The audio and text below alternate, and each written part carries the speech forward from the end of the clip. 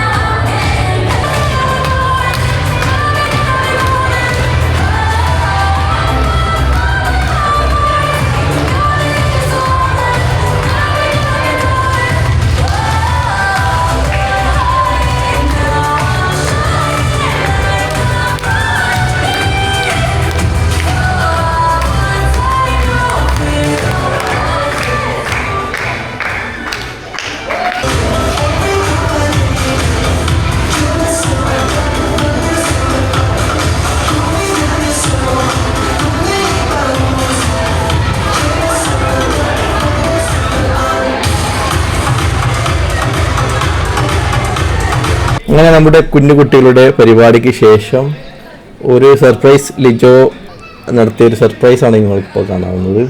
നമ്മുടെ കൂടെയുള്ള ഈ വർഷം 2006 40 വയസ്സ് തികഞ്ഞവരൊക്കെ വിളിച്ചു ചേർത്ത് ഒരു ഉഗ്രൻ പരിപാടി ലിജോ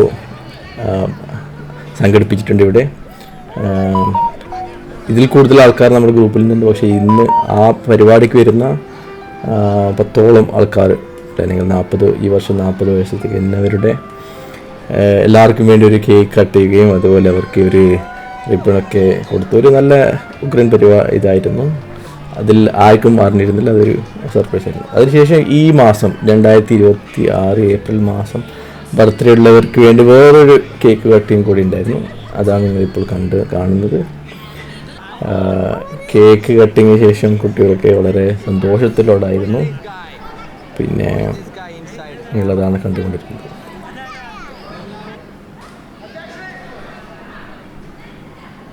അതിനുശേഷം നമ്മുടെ എല്ലാമായ അഞ്ജലി കുറച്ച് ഗെയിംസ് പ്രിപ്പയർ ചെയ്യുന്നുണ്ട്. അത് കാണാം. അതിനു മുമ്പ് വേറെ ഒരു ഫംഗ്ഷൻ കൂടി കുട്ടികളുടെ ഒരു കലാപരിപാടി.